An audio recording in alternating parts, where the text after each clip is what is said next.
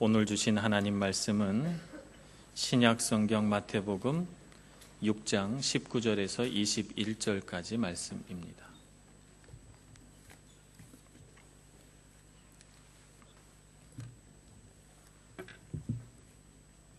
신약 성경 9쪽 마태복음 6장 19절에서 21절 말씀, 짧기 때문에 저와 여러분이 같이 한 목소리로 봉독하겠습니다. 시작. 너희를 위하여 보물을 땅에 쌓아두지 말라. 거기는 좀과 동록이 해하며 도둑이 구멍을 뚫고 도둑질하느니라. 오직 너희를 위하여 보물을 하늘에 쌓아두라. 거기는 좀이나 동록이 해하지 못하며 도둑이 구멍을 뚫지도 못하고 도둑질도 못하느니라. 내 보물이 있는 그곳에는 내 마음도 있느니라. 아멘. 찬양대의 찬양을 하나님 앞에 올려드리겠습니다.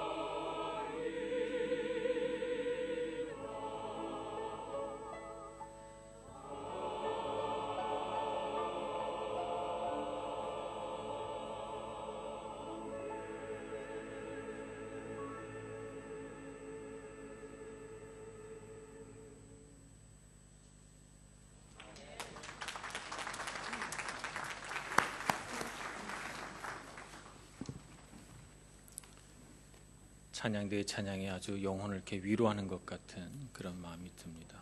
우리 하나님께서 정말 우리 마음을 늘 이렇게 위로하시는 줄로 믿습니다. 우리도 하나님 앞에 찬양하면서 우리의 마음이 늘 은혜롭고 힘을 얻기를 소원합니다. 여러분, 돈이 많았으면 좋겠습니까? 부자가 됐으면 좋겠습니까? 왜 이렇게 야릇한 질문을 하나? 또 무슨 말씀을 풀어내시려고 이런 말을 하는가 궁금하시겠죠? 돈과 부는 조금 차이가 있습니다. 돈이 많은 것과 부자가 되는 것과는 좀 차이가 있죠. 우리가 부자가 되고 싶은 마음이 있고 부자가 돼야 되는데, 돈이 많아지는 것과 부자가 된다라고 하는 것이 어떤 의미인지를 좀 우리가 이해를 하고 그 둘 사이의 차이를 인식하는 것이 필요합니다. 그래야만 돈이 많아지는 것과 부자가 되는 것을 우리가 구별할 줄 알고 또 우리가 정말 부자가 될 수 있는 것이죠. 부라고 하는 것은 단순히 돈만을 의미하지는 않습니다. 돈을 포함해서 그 사람이 갖고 있는 모든 자산 가치를 다 부라고 말합니다. 그러니까 그 사람이 갖고 있는 지식, 지혜도 부죠. 그 사람이 가지고 있는 인맥도 부고, 그 사람의 인격도 부고, 그 사람이 갖고 있는 여러 가지 덕도 부고, 그리고 그 사람이 갖고 있는 신앙의 깊이도 부입니다. 그 모든 것들을 다 포함해서 부라고 말하는 것입니다. 부자가 됐다라고 하는 것은 단순히 돈만 많아지는 것을 의미하지는 않습니다. 돈은 좀 다릅니다. 돈이라고 하는 것은 나라에서 법으로 이렇게 써라라고 강제로 명령한 것이 돈이죠. 그걸 법정화폐라고 합니다. 그래서 이것은 물건의 값을 매기는 데 사용이 됩니다. 그래서 물건을 교환한다든지 어떤 물건을 사려고 할 때 내가 사는 물건에 대한 그 지불 비용으로 우리가 돈을 냅니다. 그렇기 때문에 돈은 매우 제한된 영역 안에서만 사용되는 것이 돈이죠. 그렇기 때문에 꼭 돈이 부를 의미하지는 않습니다. 그러니까 우리가 이런 믿음에서 벗어나야 됩니다. 돈이 나를 부자로 만들어준다라고 하는 믿음에서 벗어나야 됩니다. 돈이 우리를 부자로 만들어주지는 않아요. 사실 우리가 열심히 돈을 모아서 부자가 되려고 합니다만, 그래서 돈을 쫓아갑니다만, 사실 이 돈은 꼭 무지개처럼 내가 처음에 쫓아가려고 마음먹었을 때 보였던 거리만큼 늘 내 앞에 있지, 내가 그것을 소유하게 돼서 이제는 됐다라고 생각하게 되는 때가 잘 없습니다. 열심히 돈을 쫓아갔는데 또 내가 처음 쫓아갔던 그 거리만큼 내 앞에 있어서 나는 언제 돈이 많아 보나, 이런 생각을 가난할 때나 부유할 때나 이렇게 하게 됩니다. 그래서 정말 우리가 부자가 되려면 우리 마음 안에, 우리 영혼에 부유의식이 있어야 됩니다. 그러니까 돈은 부유의식이 있는, 영혼의 부유의식이 있는 사람에게 오는 것이지, 빈곤의식을 가지고 열심히 돈을 쫓아가면 돈은 자꾸 멀어지기만 하는 것입니다. 그래서 영혼의 빈곤의식을 갖고 있는 사람은 영혼에 가득 빈곤의식이 있기 때문에 빈곤이 충만합니다. 삶 가운데. 영혼의 부유의식이 가득한 사람은 이미 부자이기 때문에 자꾸 돈이 옵니다. 그렇게 되는 것이죠. 이 세상에는 네 종류의 사람이 있습니다. 돈이 많지 않아도 부유한 사람, 돈이 많고 부유한 사람, 돈도 없고 가난한 사람, 돈이 많지만 부유하지 않은 사람, 이렇게 네 종류의 사람이 있습니다. 우리는 어떤 사람이 되고 싶어요? 기왕이면 돈도 많고 부유한 사람이 되고 싶으시겠지만, 정말 우리가 알아야 되는 것은 부유함이라고 하는 것은 돈에 달려있지 않다는 것입니다. 우리는 곧 돈은 부다 이렇게 생각을 하고 돈을 쫓아가니까 부유의식을 잃어버리고 오히려 빈곤의식을 가지고 이 세상을 살아가게 되고, 그러다 보니 우리가 부자가 되고 싶은데 부자가 잘 되지 못하고, 실제로 돈은 많아졌는데 부유한 마음을 갖지 못하고 살아가는 이런 마음들을 보게 되는 것입니다. 오늘 우리가 재물을 어떻게 사용하느냐, 이 재물을 사용하는 방식을 통해서 또 재물을 대하는 우리의 태도를 통해서 그 사람이 진짜 어떤 마음을 갖고 살아가느냐 하는 것이 드러나게 됩니다. 그래서 재물을 대하는 태도를 보면 그 사람의 삶의 가치, 삶의 자세를 다 알게 되죠. 저는 본의 아니게 이 목회자로서 인생을 살아오면서 젊은 나이에서부터 아주 가난한 사람부터 아주 부유한 사람까지 다 경험을 해봤어요. 이런 저 같은 경우는 많지 않을 거라고 생각을 합니다. 저는 달동네에서 그냥 누우면 발끝이 문에 닿고 머리끝이 벽에 닿는 그런 조그만 집에서 나라에서 나오는 돈으로 근근히 살아가는, 그래서 휴지나 뭐 이런 것을 모아서 근근히 자기 생활비를 대는 가난한 권사님의 집에도 신방을 가봤습니다. 근데 그 권사님 집에 신방을 가서 기도하면 권사님 앉고 저 앉고 그러면 자리가 없어요. 그래서 막 기도하고 예배를 드리면 그렇게 많이 우세요. 너무 행복해서 운대요. 너무 행복하고 자기 삶이 이렇게 하나님 앞에서 행복할 줄은 자기가 몰랐다고 그러면서 그렇게 많이 우셔요. 그리고 저한테 꼭 감사원금이랑 이렇게 봉투를 손에 쥐어 주신단 말이에요. 저는 그걸 받을 수가 없어요. 그런데 막 이렇게 강제로 쑤셔놨습니다. 부유하신 분이죠. 가난하지만 부유하신 분이에요. 어떤 분은 제가 뭐 그분의 재산이 얼마인지는 알 수가 없습니다만 들리는 소문에 의하면 한 몇백억쯤 된대요. 저는 그 정도 되면 이제 정신이 없어져서 어느 정도의 부자인지를 가늠할 수가 없는데 하여튼 몇백억을 가지신 분이시래요. 집이 수십 채가 있어요. 근데 집에 신방을 가면 너무너무 가난하게 사시는 거예요. 너무너무 가난하게 사셔요. 뭘 먹을 게 없어요. 신방을 하고 나면 이렇게 뭘 내놓는 거 보면 정말 이분이 진짜 부자가 맞으신가 싶을 정도로 정말 가난하게. 왜 그렇게 사시는가 하면 아까워서, 쓰는 게 너무 아까워서 그렇게 사시다가 그 수백억 되는 재산을 자녀들에게 다 나눠주고 그냥 가난하게 살다가 돌아가셨는데 자녀들은 당대에 다 써버리는 것도 봤어요. 그 수백억의 재산을 그렇게 부모님이 피눈물 뿌려가면서 안 먹고 안 써서 모은 재산을 당대에 다 써버리더라고요. 우리가 재물을 어떻게 대하느냐를 보면 그 사람이 인생을 어떤 마음으로 대하느냐라고 하는 것을 알 수가 있고, 재물을 사용하는 것을 보면 그것을 가지고 하나님을 어떻게 바라보느냐 하는 것을 가늠해 볼 수가 있습니다. 그러니 우리가 겉으로 드러난 신앙이 아니라 재물을 사용하는 것을 잘 생각해 보면서 나는 하나님 앞에 바른 신앙인가 하는 것을 점검해 보아야 할 줄로 믿습니다. 오늘 21절 말씀에 보면 예수님께서 이렇게 말씀하고 있습니다. 내 보물이 있는 그곳에는 내 마음도 있느니라, 이렇게 말씀하고 있습니다. 그래서 내 마음이 하나님께로 가 있는가라고 하는 것을 보려면 내 재물이 하나님께로 가 있는가 하는 것을 보면 알 수 있습니다. 그런데 우리가 이렇게 재물을, 돈을 다루려면 잘 다루는 태도를 가져야 되는데, 안타깝게도 우리 마음속에 이제 빈곤의식이 많으니까 이 빈곤의식을 가지고 재물을 대합니다. 이 잘못된 태도로 인해서 우리 삶 가운데 부요함이 찾아오질 않고 자꾸 빈곤해지는 것이죠. 그래서 재물을 대하는 잘못된 태도를 몇 가지 얘기하면서 우리의 삶을 뒤돌아봐야 할 것 같습니다. 첫째는 우리 삶의 수입보다 지출이 많은 경우, 수입보다 지출이 많은 경우는 아무리 부유해지려고 해도 절대 부유해질 수가 없습니다. 이런 사람은 하나님 앞에 선한 청지기로 부름받았다는 사실을 망각하는 사람이죠.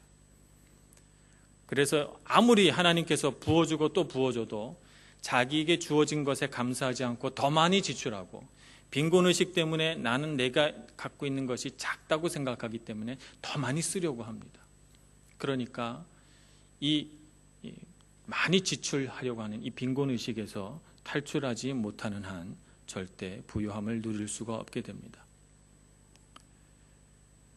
이런 분들은 종종 충동적으로 구매하기도 합니다. 한국에서는 이런 충동 구매하는 마음을 지름신이 내렸다, 이렇게 표현합니다.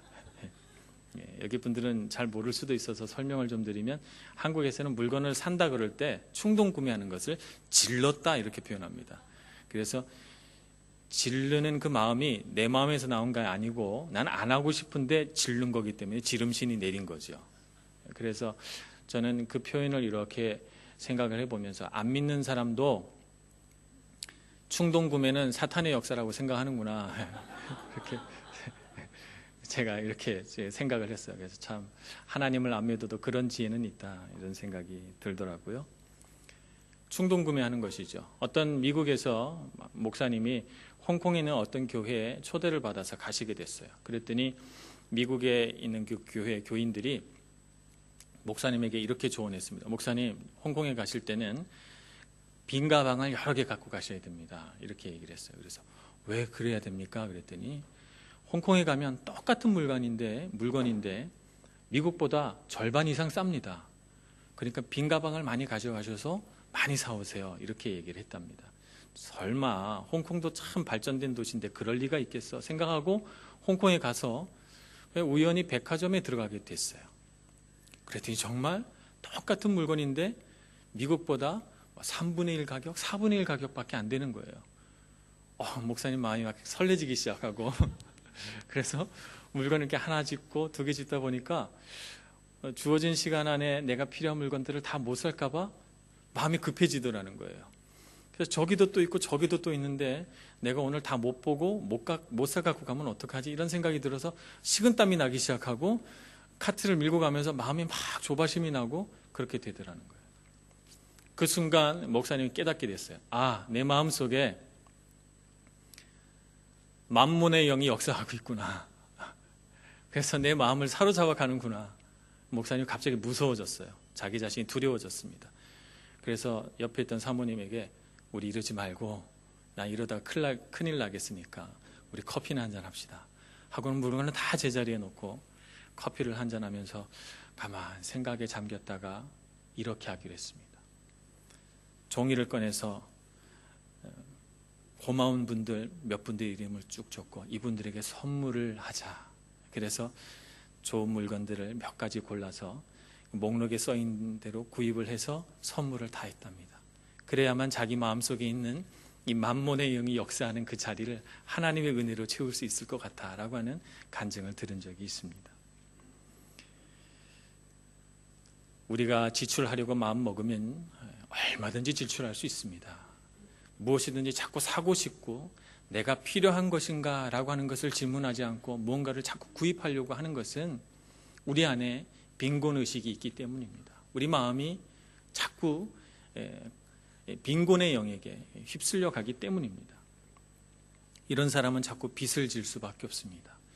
빚을 오랫동안 지고 있으면 어떤 생각이 드는가 하면 빚을 지고 사는 게 당연하다는 생각을 갖게 됩니다. 이런 사람은 절대 부유한 사람이 될 수가 없습니다. 그러니까 빈곤의식에서 탈출해야 됩니다. 두 번째, 돈을 다루는 잘못된 태도는 인색함이죠. 인색함은 그냥 그 말 자체로 그냥 빈곤의 영입니다. 아무리 돈을 많이 줘도 마음이 인색한 사람은 그냥 가난한 거예요. 수백억을 가졌어도 인색한 사람은 그냥 가난한 것입니다. 이 인색함은 그 마음 가운데 무엇이 있는가 하면 내가 필요한 것을 얻지 못하면 어떡하지? 라고 하는 두려움이 숨어 있습니다. 그래서 그 두려움 때문에 가지고 있어도 그것을 저장해 놓고 더 가지려고 합니다. 일종의 욕심이죠. 내가 있는 것에 만족하지 못하고 있는 것을 가지고도 더 가지려고 하니까. 또 남들이 갖고 있는데 나는 못 가진 것이 있으면 남들이 갖고 있는데 나는 못 가졌기 때문에 그걸 갖고 싶어요. 탐심이라고 하죠. 그래서 인색한 사람은 욕심과 탐심이 다 있습니다.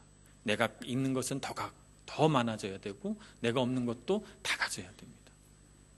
그런 마음이 들고, 또 인색한 마음이 있는 사람은 내 것은 안 쓰려고 발벌 떨고 아끼고 남의 것은 쓰고 싶어요. 그래서 나는 절대 남에게 뭔가를 이렇게 베풀고 사주고 그렇게 안 하지만 남들이 뭐 밥 사준다 그러면 얼른 가요. 잘 먹고 감사합니다 한마디로 딱 떼우고 절대 사주진 않아요. 남들이 공짜로 뭐 준다 그러면 얼른 가서 받아오지만 내 것을 나눠주진 않아요. 이런 것을 몰염치하다 그러죠. 부끄러움이 없어지게 됩니다. 인색한 사람은 그렇게 돼요. 그래서 이 인색함은 원숭이 덫이 됩니다. 원숭이 어떻게 잡는지 설명을 드렸었죠. 손이 간신히 들어갈 만한 구멍에다가 곡식을 넣어둡니다. 그러면 원숭이가 와서 그 곡식을 꺼내 먹으려고 손을 쑥 집어넣죠. 곡식을 움켜잡고 꺼내려고 하면 주먹이 쥐어졌기 때문에 손이 빠지질 않아요.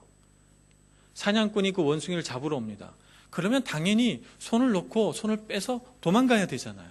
근데 원숭이가 그렇게 하지 않아요. 손을 꽉 움켜잡고 움켜진 손을 그냥 빼려고 합니다. 그래서 아무 도구 없이 그냥 원숭이를 잡을 수가 있어요. 인색함은 원숭이 덫입니다. 움켜진 것을 펴지 않는 한 절대로 빈곤의 영에서 노연하지 못하게 될 것입니다. 세 번째, 돈을 다루는 잘못된 태도는요, 돈이 없어서 못한다라고 하는 생각입니다. 돈이 없어서 못한다는 거예요. 이런 사람은 돈을 주인으로 삼는 강력한 믿음이 있습니다. 돈이 내 주인이라는 것이죠. 그래서 돈이 없으면 아무것도 못한다는 거예요. 돈이 없으면 꿈을 꿀 수도 없고, 돈이 없기 때문에 사람을 만날 수도 없고, 돈이 없기 때문에 아무것도 할 수가 없는 사람이에요. 돈이라고 하는 감옥 안에 갇혀서 아무것도 못하고 절망하는 사람, 돈이 없어서 못하는 사람, 돈이 감옥이 된 사람이죠. 이런 분은 마태복음 6장 8절에 예수님의 음성을 들어야 합니다. 마태복음 6장 8절에 보면 예수님께서 이렇게 말씀하십니다. 구하기 전에 너희에게 있어야 할 것을 하나님 너희 아버지께서 아시느니라. 우리가 하나님께 무엇을 달라고 요청하기도 전에 우리에게 무엇이 있어야 할 줄을 우리 하늘 아버지께서 다 아신다는 것입니다. 그래서 그 빈곤의 영에서 놓여놔야 돼요. 돈이 공급자가 아니라 하나님이 공급자이시라는 사실을 알아야 되는 것이죠. 그래서 우리는 이 질문에 정확하게 답할 수 있어야 됩니다. 나는 돈의 노예인가, 돈을 다스리는 자인가? 이 질문에 우리는 분명하게 대답할 수 있어야 됩니다. 돈이 목적인 사람은 돈이 목적이기 때문에 하나님이 수단이 됩니다. 내가 교회에 와서 예배하고 하나님께 기도하는 이유는 돈을 벌기 위해서예요. 그러니까 하나님이 목적이 아니죠. 돈이 목적이고 하나님은 돈을 벌기 위한 수단입니다. 하나님은 그런 예배를 굉장히 싫어하십니다. 진노하시죠. 그런 경우에 하나님의 눈에 돈은 그 사람의 우상입니다. 하나님이 우상 숭배하는 걸 너무너무 싫어하시고 분노하시기 때문에 우상을 섬기면서 하나님 앞에 나와서 돈 달라고 하는 사람의 그 기도는 듣지 않습니다. 그러니 돈을 섬기면서 돈을 목적으로 삼으면서 하나님을 수단으로 삼지 마시고 하나님을 목적으로 삼아서 돈을 수단으로 다스릴 줄 아는 사람이 되시기를 축복합니다. 하나님을 바라보고 예배할 때 그 모든 것을 창조하시고 다스리시는 주님께서 우리의 공급자가 되셔서 우리에게 마음껏 주실 줄을 믿어야 합니다. 그러면 우리는 하나님을 섬기기 때문에 부요의식을 갖게 됩니다. 부요의식은 돈을 나의 공급자로 삼지 않고 하나님을 나의 공급자로 삼아서 그래서 돈을 다스릴 줄 아는 마음이 부요의식입니다. 그런데 빈곤의식은 반대죠. 돈을 나의 공급자로 삼기 때문에 돈을 다스릴 수가 없습니다. 그래서 돈을 쫓아갑니다. 그리고 돈의 노예가 됩니다. 그러니 이 사람은 빈곤에서 탈출할 길이 없습니다. 아무리 돈을 많이 가진다고 해도 말이죠. 그래서 우리는 이렇게 생각해야 됩니다. 하나님은 나의 주인이십니다. 나는 하나님의 뜻을 따라 이 땅에 하나님의 것들을 다스리도록 부르심받은 선한 청직입니다. 이렇게 생각을 하고 하나님이 주신 것을 다스릴 줄 알아야 됩니다. 먼저 내 것을 다스릴 줄 알고 남의 것을 다스릴 줄 알고 세상의 것들을 다스릴 줄 알아야 됩니다. 이런 사람은 내 것도 아끼고 절제하며 잘 쓸 뿐만 아니라 남의 것도 존중하고 아끼고 잘 쓰고 이 세상의 것도 아무것도 허비하거나 낭비하지 않도록 하기 위해서 살피는 사람입니다. 그래서 자기 것도 아깝고 교회 것도 아깝고 남의 것도 아깝고 다 그렇게 해서 절제하며 하나님 앞에 선한 청지기로 아름답게 사용하기 위해서 애쓰는 사람이죠.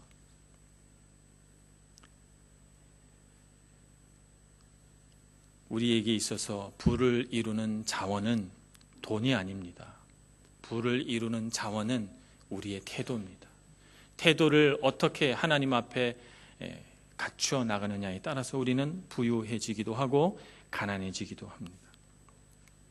빈곤의 영을 가진 사람의 특징은 이런 특징이 있습니다. 한번 제가 열거해 보겠습니다. 허영심이 있습니다.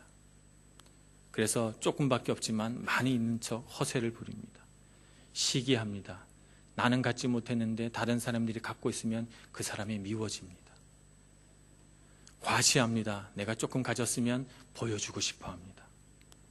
부러워합니다. 나는 없는데 저 사람에게 있기 때문에 막 마음이 부러워집니다. 욕심이 있습니다. 움켜쥡니다. 조금 있으면 사치합니다. 과소비합니다. 충동구매합니다. 절제하지 못합니다. 이런 현상들이 만약 우리 가운데 한 가지라도 발견되면 우리는 빈곤의 영을 소유하고 있는 것입니다. 빈곤의 영에 사로잡혀 있으면 하나님이 주신 부요함을 보지 못합니다. 그리고 계속해서 하나님께 더 달라고 욕심을 부리게 됩니다. 그리고 하나님이 목적이 되지 않고 돈이 목적이 됩니다. 고린도후서 6장 10절 말씀에 보면 이런 말씀이 기록되어 있습니다.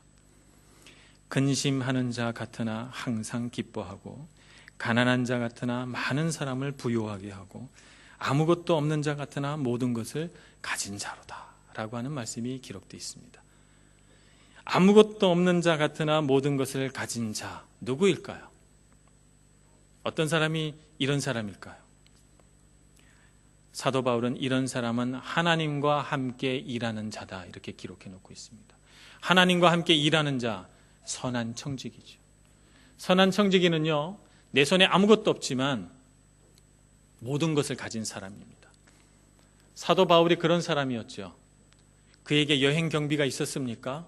없었습니다. 그런데 그는 3차에 걸친 소아시아와 유럽에 걸친 그 넓은 땅들을 다 돌아다녔습니다. 요즘 그렇게 여행을 다니려고 생각해 보세요. 돈이 얼마나 많이 듭니까? 근데 사도 바울은 한 푼도 없는 사람이었지만 하나님이 주신 은혜로 그렇게 다 여행을 다녔습니다. 전도 여행을.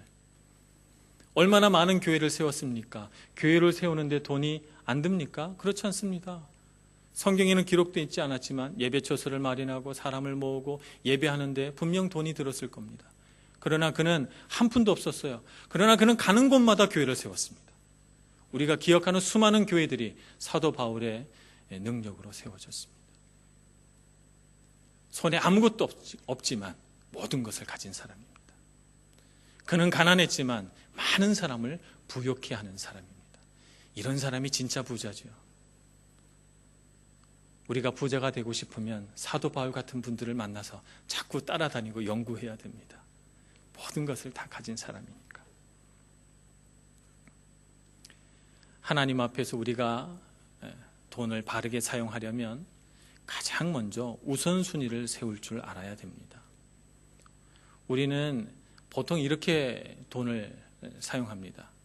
세상에 줄 거, 앞이또 내야 되고 세금 내야 되고 이렇게 세상에 줄 거, 그리고 또 먹을 것도 사야 되고 이렇게 세상에 줄 거 다 지불하고, 그 다음에 내가 쓸 거, 그래서 우리 가족들을 위해 쓸 거 이렇게 구분합니다. 그리고 또 돈이 남으면 이제 하나님께 드리는 거죠. 그런 순서로 우리가 물질을 사용합니다. 그러니까 항상 하나님께 드릴 게 없어요.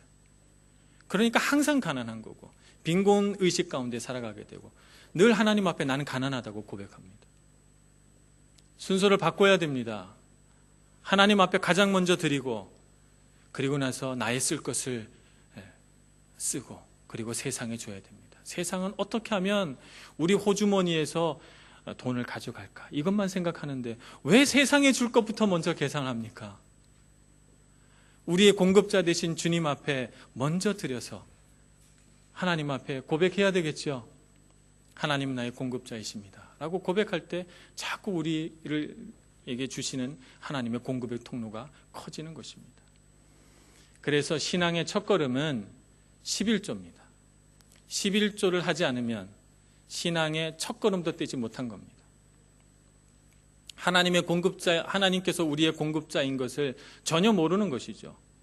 그리고 뒤돌아서서 돈을 세는 사람입니다. 하나님을 바라보고 돈을 셀 수가 없어서 뒤돌아서서 돈을 셉니다. 그리고 세상에 주고 내가 쓰고 그리고 하나님께 드리려고 돌아서니 얼마 없어요. 이런 사람은 계속해서 가난해지게 되는 것입니다. 11조는 모든 것이 하나님께로부터 왔다라고 하는 나의 고백입니다. 그리고 주님이 나의 공급자시라고 하는 분명한 믿음입니다. 그래서 11조를 드리는 것은 하늘의 보화를 쌓는 일입니다.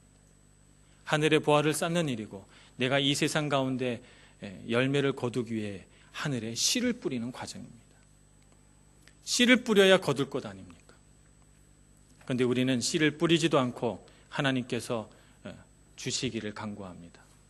그러니 하나님 보시기에 얼마나 터무니없는 요구가 되겠습니까? 말라기서에 이런 말씀이 기록되어 있습니다. 말라기서 3장 8절에서 9절 말씀입니다. 사람이 어찌 하나님의 것을 도둑질하겠느냐? 그러나 너희는 나의 것을 도둑질하고도 말하기를 우리가 어떻게 주의 것을 도둑질하였나이까 하는도다. 이는 곧 11조와 봉헌물이라. 너희 곧 온 나라가 나의 것을 도둑질하였으므로 너희가 저주를 받았느니라. 이렇게 말씀합니다. 하나님의 것을 도둑질하고 어떻게 우리가 부유한 사람이 되기를 원하겠습니까? 하나님의 것을 구별하여 드릴 줄 모르면서 어떻게 주님 앞에 하나님 주십시오라고 말할 수 있겠습니까? 그렇기 때문에 11조를 하나님 앞에 온전히 드리지 못하는 사람은 하나님께 온전히 주세요라고 강력하게 요청을 못하는 것입니다. 그리고 그 마음 가운데 부요의식이 들어오지 못하는 것이죠. 어떤 분들이 저에게 이렇게 묻습니다. 목사님, 11조를 하려고 그러는데 매출의 11조를 해야 됩니까? 영업이익의 11조를 해야 됩니까? 순이익의 11조를 해야 됩니까? 이렇게 물어봐요. 목사님, 11조를 하려는데 세금을 포함해서 11조를 해야 됩니까? 세금을 떼고 11조를 해야 됩니까? 집세를 포함해서 11조를 해야 됩니까? 집세를 빼놓고 11조를 해야 됩니까? 뭐 이런 것들을 저한테 물으세요. 그래서 제가 이렇게 대답합니다. 믿음대로 하십시오. 믿음대로 하십시오. 아마 집세를 빼고 11조를 하면 하나님이 집세는 생각하지 않을 거예요. 그죠? 쟤는 집세 걱정 안 해줘도 되겠구나. 뭐 집세 폭탄을 맞든지 간에 집세는 빼는 거죠. 세금을 빼고 11조라면 세금은 내가 신경 안 써줘도 되겠구나. 세금 폭탄을 맞든지 말든지 이렇게 되는 것이죠. 하나님 앞에 뭘 자꾸 계산을 하고 하나님 앞에 자꾸 드리는 것이 인색해져서 손이 고파집니까? 하나님께 드리면 드릴수록 하늘의 보화가 하늘에 쌓아지고 그래서 그것들로 인해서 우리가 더 부요해지고 하나님께서 더 많은 것들을 우리에게 맡기셔서 우리로 하여금 넓은 세상을 살아가게 하실 텐데 왜 우리는 돌아서서 돈을 셉니까? 돈이 우리를 부요해지게 하지도 못하는데 말이죠. 하나님이 우리를 부요하게 해주시는데 그렇게 살아가는지 모르겠습니다. 그래서 주일헌금을 드릴 때도 주머니에 이렇게 손을 넣어봅니다. 아이고 오늘 동전을 안 갖고 왔네. 이렇게 동전을 안 갖고 왔어요. 오늘 동전을 드려야 되는데. 저는 어렸을 때 어머님이 월급을 받으면 은행에 제일 먼저 가셔서 빳빳한 신권으로 바꿔서 10,000원짜리는 11조를 하고 1,000원짜리는 저희 두 아들에게 이렇게 주셨어요. 보면 보통 한 8,000원 정도 됐습니다. 제가 어렸을 때. 한 주에 2,000원씩 헌금하라는 거죠. 그래서 빳빳한 1,000원짜리 신권을 성경사에 끼워놨다가 그것을 주일날 가게 되면 제일 먼저 봉투에 넣어서 헌금을 준비하고 그리고 드렸어요. 그래서 제가 그 생각을 하고 제가 주일 헌금 봉투를 이렇게 놨잖아요. 그랬더니 조금 얘기가 들리더라고요. 헌금 봉투 만드는데 얼마나 돈이 드는데 재정이 드는데 주일 헌금 그냥 내면 됐지 봉투에 넣어서 넣어야 되냐 이거죠. 하나님이 거짓입니까? 이렇게 주머니 뒤져가지고 동전 나오면 동전 이렇게 우리 사거리에서 만나게 되는 그런 분들이 있잖아요. 컵 가지고 와서 이렇게 달라고 하잖아요. 하나님은 그런 분이십니까? 이렇게 주머니에 손 넣어서 동전 이렇게 탁 넣어드리게요? 그건 아니잖아요. 하나님 앞에 우리 마음을 드리는 건 아닙니까? 그러니 구별해야 되겠죠. 구별해야 됩니다. 하나님을 거지로 만들지 마세요. 하나님이 정말 받고 싶은 것은 돈이 아닙니다. 우리의 마음입니다. 그러니 세상 사람 대하듯이 그렇게 하지 마시고 하나님 앞에 마음을 잘 준비해서 집에서부터 준비해서 가져오시기 바랍니다. 어떤 전도사님이 저한테 이렇게 말씀하시더라고요. 헌금을 하려면 3번의 시험을 통과해야 된대요. 집에서 헌금을 하겠다 작정할 때 시험이 한 번 온대요. 정말 내가 그렇게 헌금을 해야 될까 생각이 들고, 2번째 시험은 봉투에다가 돈을 넣을 때 시험이 온대요. 10유로만 뺄까? 이렇게 되는, 5유로를 뺄까? 이렇게 생각. 누가 알겠어? 이런 생각이 딱 2번째 시험이에요. 3번째는 봉투를 들어서 헌금 주머니에 넣을 때 넣을까 말까 생각하는 거죠. 3번의 시험이 있다고 그럽니다. 하나님은 우리 마음을 즐겨 받으시는 분이십니다. 그러니 하나님 앞에 마음을 드리시기를 바랍니다. 돈을 드리지 마시고 마음으로 잘 준비해서 하나님 앞에 드리시는 여러분들이 되시기를 바랍니다. 우리가 돈을 어떻게 사용하느냐, 하나님 앞에서 돈을 어떻게 지출하느냐라고 하는 것이 곧 우리의 신앙의 본 모습입니다. 제 아무리 기도를 많이 하고 교회 앞에서 헌신하고 잘한다고 해도 재물 앞에서 하나님 앞에 바른 모습을 갖지 못하고 있으면 그것은 헌신된 사람이 아닙니다.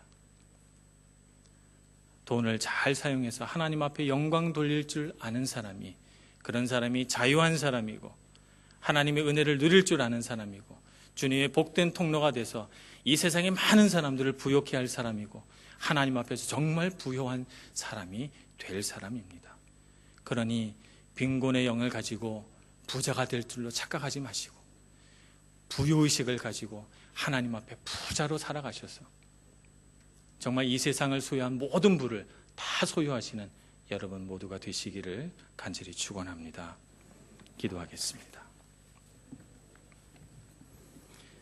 은혜가 많으신 하나님 아버지, 우리 마음 깊은 곳에 하나님을 향한 사랑과 열정을 주시옵소서.